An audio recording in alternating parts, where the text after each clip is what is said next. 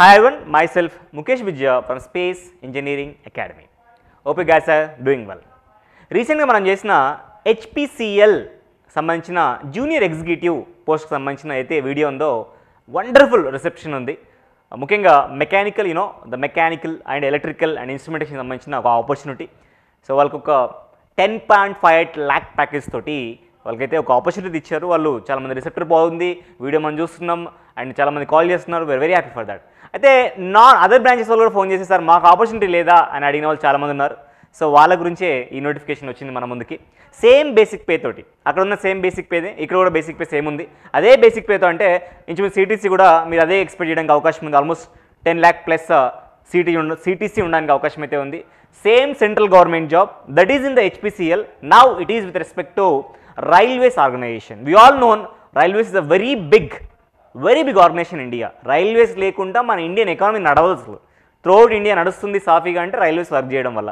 అలాంటి రైల్వేస్లో one of the important part of the organization that is you can see here dedicated freight corridor corporation of India limited DFCCIL. ఇది railways సంబంధించిన organization. ఇది other branch అని చెప్పాను కదా నిన్న. మెకానికల్, ఎలక్ట్రికల్, ఇన్స్ట్రుమెంటేషన్ అయితే లాస్ట్ వీడియోలో. దీంట్లో సివిల్ వాళ్ళకి ఆపర్చునిటీ ఇచ్చాడు, same basic pay. Electrical of course opportunity దాంట్లో ఉంది, దీంట్లో ఉంది. ఈసీ వాళ్ళకు కూడా ఇక్కడ ఆపర్చునిటీ అడిషనల్గా ఇవ్వడం జరిగింది. ముఖ్యంగా ఎవరైతే సివిల్, ఎలక్ట్రికల్ అండ్ ఈసీ వాళ్ళు ఉంటారో దయచేసి ఈ వీడియోని లాస్ట్ వరకు చూడండి. Almost the same life style of the HPCL, the same package of the HPCL ఇందులో ఉండడానికి అవకాశం అయితే ఉంది. నేను ఎవ్రీ డీటెయిల్ చెప్పడానికి ట్రై చేస్తాను. సార్ మరి అది ఓన్లీ డిప్లొమాకే కదా సార్, ఇది డిప్లొమాతో పాటు ఇంజనీరింగ్ చేసిన వాళ్ళు కూడా అప్లై చేయొచ్చు. గుర్తుపెట్టుకోండి, ఇంజనీరింగ్ చేసిన ఇంటర్మీడియట్ చేసి the student already completed inter and engineering, non diploma వాళ్ళు కూడా అప్లై చేసుకోవడానికి అవకాశం అయితే ఉంది. ఏది నేను చెప్పబోతున్నా DFCCIL, that is a part of railways. This is nothing but dedicated freight corridor corporation of India limited. So mostly ఇది expansion of the recruitment in the east and west corridor. అంటే ఇండియాకున్న ఈస్ట్ అండ్ వెస్ట్ కారిడార్లలో recruitment చేయబోతుంది. కాబట్టి మీరు సౌత్లో recruitment అయితే expect చేయదు, సౌత్లో పోస్టింగ్ అయితే ఇవ్వరు.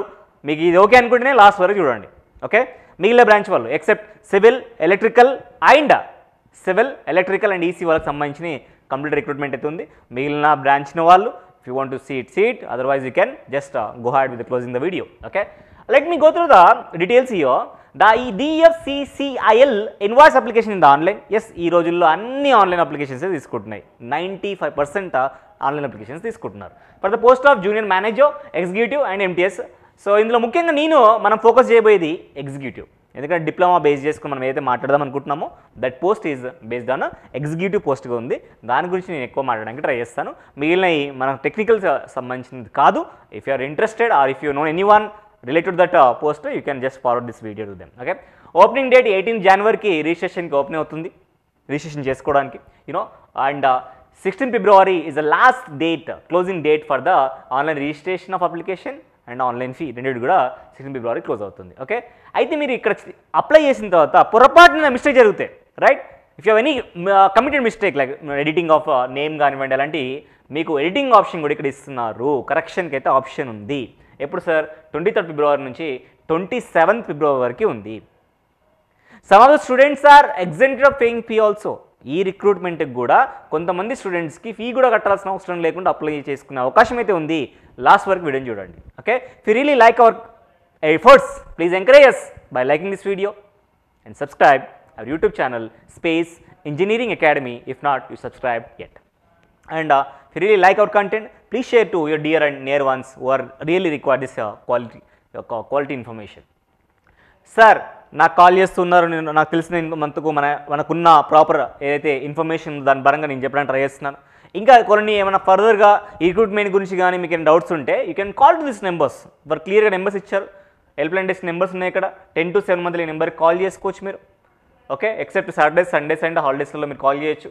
అది క్లియర్గా చెప్తున్నారు. మీకు ఇంకేమైనా డౌట్ ఉంది సార్, మీరు బీటెక్ అని చెప్పారు, డిప్లొమా లేకుండా అప్లై చేయొచ్చు అని చెప్పారు, నాకు డౌట్ ఉంది సార్, మీరు కాల్ చేయండి. కాల్ చేసి కనుక్కోండి, వాళ్ళు ఇన్ఫర్మేషన్ మళ్ళీ కన్ఫర్మ్ చేస్తారు. అఫీషియల్ నోటిఫికేషన్ అయితే వాళ్ళు క్లియర్గా చెప్పారు, అన్నీ మీకు కన్వే చేస్తున్నాం. ఇంకా డీటెయిల్స్ ఆఫ్ పోస్ట్ విషయానికి వస్తే గుడ్ నెంబర్ ఆఫ్ పోస్ట్ ఉన్నాయి, good number of post. Okay, firstly junior manager అనే విషయానికి వస్తే ఫైనాన్స్ అని ఉంది, దానికి సంబంధించిన ఎడ్యుకేషన్ CA CMA ఉంది. ఎవరైనా మీకు తెలిసిన వాళ్ళు CAS ఉంటే వాళ్ళు జస్ట్ ఫార్వర్డ్ చేయండి. నెంబర్ ఆఫ్ వేకెన్సీస్ ఇక్కడ మీరు చూసుకోవచ్చు, ఇక్కడ post code 11, number of vacancies మనం మొత్తం కూడా ఒక 3 వేకెన్సీస్ అయితే ఉండడానికి అవకాశం ఉంది. ఓకే రైట్, ఇక్కడ నెక్స్ట్ మనకు వస్తుంది, మనం మాట్లాడదాం అనుకుంటుంది executive, executive post. Scale pay నిన్న బేసిక్ పే అయితే మాట్లాడిన 30,000 నుంచి 1,20,000 రేంజ్లో E0 లెవెల్లో మీకు ఇస్తారు, పోస్టింగ్ ఇస్తారు. పే స్కేల్ నిన్నటి పే స్కేల్ కూడా 30, HPCL సంబంధించిన పే స్కేల్ కూడా బేసిక్ పే 30,000, ఇది కూడా 30,000 ఉంది. అంటే ఇంచుమించు you can expect in and around you can expect the same package there. Okay, good number of vacancies for the civil, 36 vacancies ఉన్నాయి, very good number of vacancies. Community wise కూడా ఇక్కడ ఇవ్వడం జరిగింది, పర్సనల్ బెంచ్ మార్క్ డిసబిలిటీ కూడా separate ఇచ్చారు. ఇక్కడ very good presentation there, ఎవరెవరికి ఎన్ని పోస్టులు క్లియర్గా ఇచ్చారు. ఏం చేసి ఉండాలి సార్ వీడు?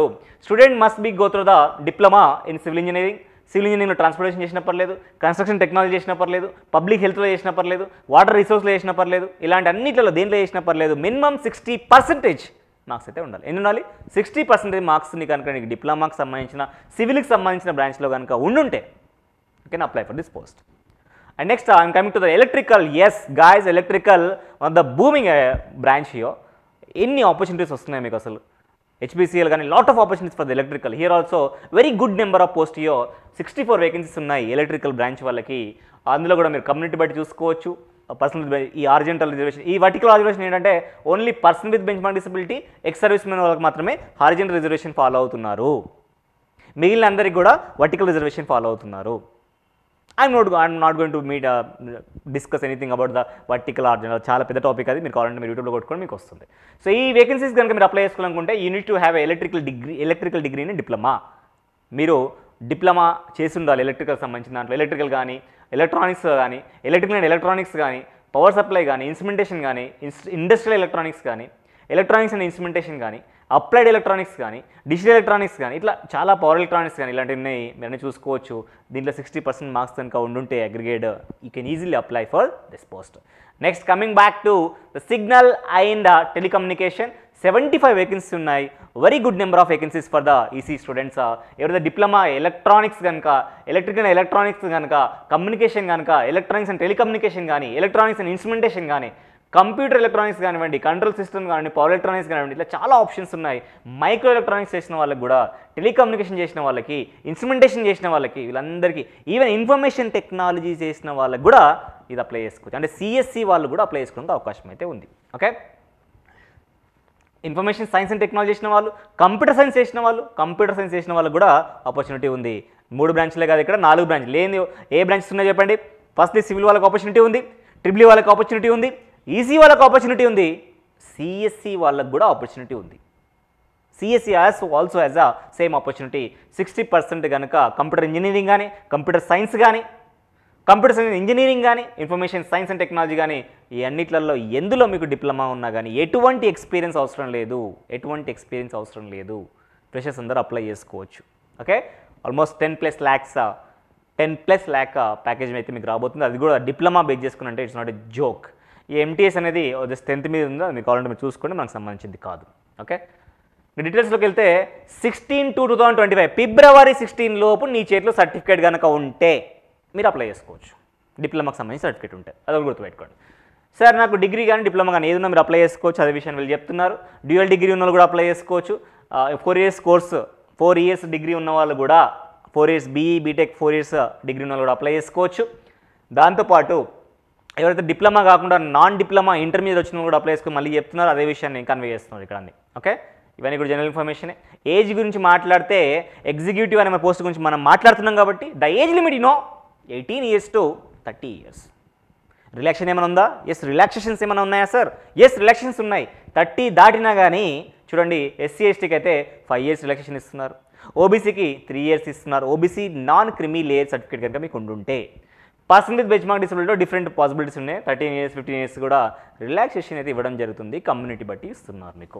ఓకే, గుడ్ ఆపర్చునిటీ, ఫ్రెషర్స్ అందరూ అప్లై చేసుకోవడానికి అవకాశం అయితే ఉంది. ఇంతకు కూడా మాట్లాడాను, vertical reservation except person with benchmark disability and ex service men, మిగతా వాళ్ళందరూ దేంట్లోకి వస్తారు? వర్టికల్ రిజర్వేషన్లోకి వస్తారు. వాళ్ళిద్దరు మాత్రం హారిజాంటల్ రిజర్వేషన్లోకి వస్తారు, అది ఇక్కడ మెన్షన్ చేశారు వీళ్ళు.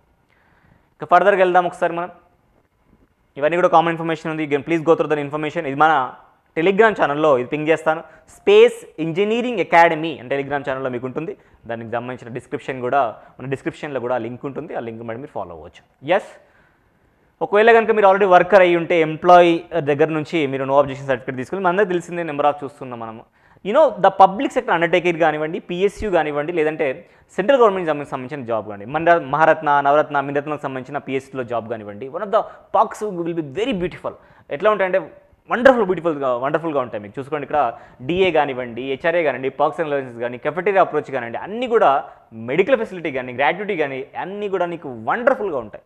ఓకే, కాకపోతే నువ్వు ఇంటికాడికి ఒక దూరంలో, అంటే నీకు నచ్చిన లొకేషన్లో రాకపో, అంటే నువ్వు పుట్టి పెరిగిన వేరే ప్లేస్లో రాకుండా, కానీ you can explore throughout India మొత్తం ట్రావెల్ చేయడానికి అయితే నీకు అవకాశం అయితే వస్తుంది ఇలాంటి ఆపర్చునిటీ వల్ల. అలాంటి వాళ్ళు డెఫినెట్గా మీరు అప్లై చేసుకోవచ్చు. ఓకే, సో దీనికి సంబంధించిన యూనిట్స్, స్టేషన్స్ ఏంటనే లాస్ట్లో ఇచ్చాడు, ఎన్ఎక్స్ఆర్ 3లో ఇచ్చాడు. మీరు కావాలంటే చూడండి, వీళ్ళైతే నేను లాస్ట్లో చూపిస్తాను. ఓకే, డెఫినెట్గా నేను ఈగర్గా ఉన్నా సరే డెవలప్ అవ్వడానికి అనుకుంటే మాత్రం డెఫినెట్గా వాళ్ళు అలాంటి వాళ్ళ గురించే వెయిట్ చేస్తున్నారు. దాన్ని బట్టి మీరు చూసుకోవచ్చు. సెలక్షన్ ప్రాసెస్ ఇలా ఉంటుంది. చూడండి, సెలక్షన్ ప్రాసెస్ ఏ ఎగ్జామ్కైనా వీళ్ళు ఏం ఫాలో అవుతున్నారంటే ఫస్ట్ CBT 1 ఎగ్జామ్ పెడతారు. ఇది జస్ట్ స్క్రీనింగ్ పాయింట్ ఆఫ్ వ్యూలో. నెక్స్ట్ CBT 2 ఎగ్జామ్ పెడతారు. దీనికి సెలెక్ట్ చేసుకుంటారు. ఎందుకు సెలెక్ట్ చేసుకుంటారు సార్? కమ్యూనిటీ బట్టి 20 టైమ్స్ ఆఫ్ దీనికి సెలెక్ట్ చేసుకుంటారు.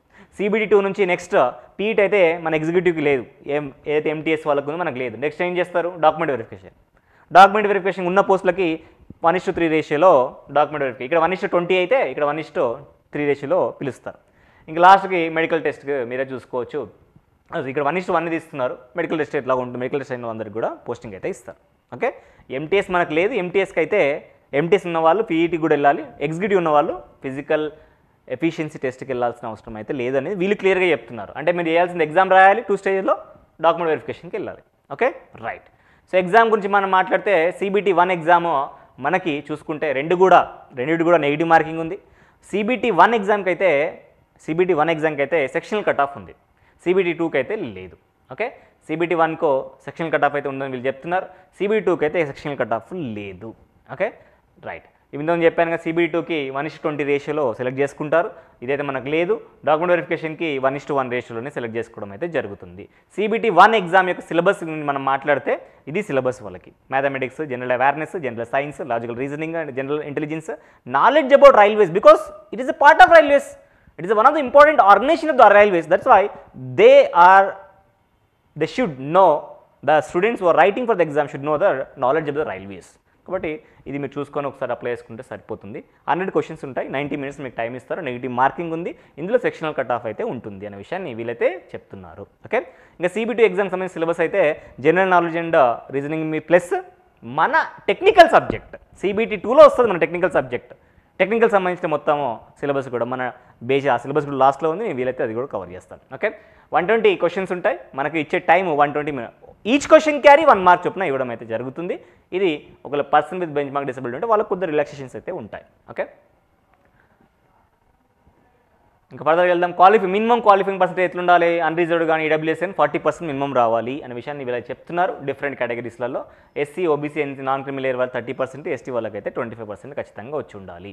ఇవన్నీ కూడా జనరల్ ఇన్స్ట్రక్షన్సే, మీరు చూసుకోవచ్చు, చదవచ్చు. ఇవన్నీ కూడా ఎస్ నార్మల్ జనరల్ ఇన్ఫర్మేషన్ వీళ్ళు ఇస్తూ వచ్చినారు. డాక్యుమెంట్ వెరిఫికేషన్ కానీ ఎలా ఉండాలి, ఏంటి, ఎలా చేయాలి, ఎట్లా క్యారీ చేయాలనే విషయాన్ని వీళ్ళు చెప్తున్నారు. Yes, will move on to the further stage. Examinations and cities విషయానికి వస్తే CBT 1కి అయితే handful of selection of options అయితే ఉన్నాయి. 3 సెంటర్స్ని మీరు సెలెక్ట్ చేసుకోవచ్చు. CBT 1 ఎగ్జామ్ ఏది స్టేజ్ 1 ఎగ్జామ్ ఉందో చాలా ఆప్షన్స్ ఉన్నాయి. Agra, Ahmedabad, Chennai, Dhanbad, Gandhinagar, Guwahati, Hyderabad, Jabalpur, Jaipur, Kolkata, Lucknow, lot of options, Vizag, Varanasi, Vadodara, Thiruvananthapuram, Surat, lot of options ఉన్నాయి.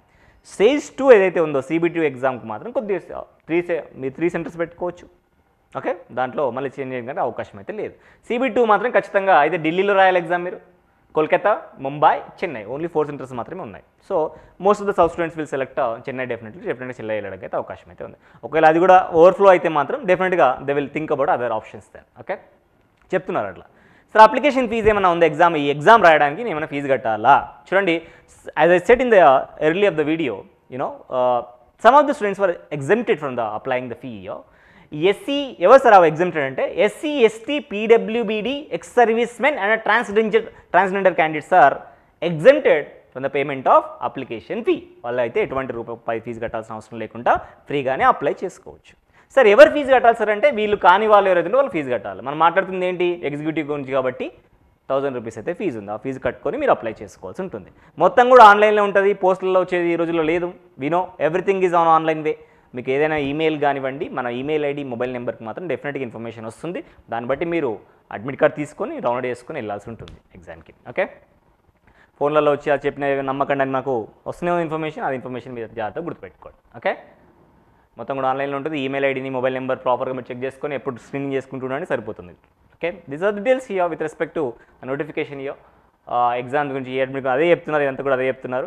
ఏదన్నా ఎవరైనా ఫోన్ చేసి అడ్మిట్ కార్డ్ పంపిస్తున్నాను, అది పంపిస్తున్నాను, మనీ అలాంటి నమ్మకండి అనే విషయాన్ని వీళ్ళైతే ఇంకోసారి ప్రతి నోటిఫికేషన్లో చెప్తున్నారు. కాబట్టి you should always aware about this things. Next ఇంకా మన కొన్ని సర్టిఫికేట్స్ ఏమైనా రిక్వైర్మెంట్ ఉన్న వాళ్ళు వీటిని ఫార్మాట్స్ని పెట్టుకొని మీరు చేసుకోవడానికి అయితే అవకాశం ఉంటుంది. ఇట్లా మీరు చూడొచ్చు. ఇవన్నీ కూడా సంబంధించిన సర్టిఫికేట్స్ అయితే వీళ్ళు ఇస్తూ వస్తున్నారు. దీంట్లోనే మన సెక్షనల్స్ ఏవైతే ఉన్నాయో వాళ్ళ ఆఫీసెస్ సెక్షన్స్ సెంటర్స్ వాళ్ళు ఇవ్వడం జరిగింది, అది చూపించడానికి ట్రై చేస్తాను. మేజర్గా కార్పొరేట్ ఆఫీసర్ న్యూఢిల్లీ దగ్గర ఉంది.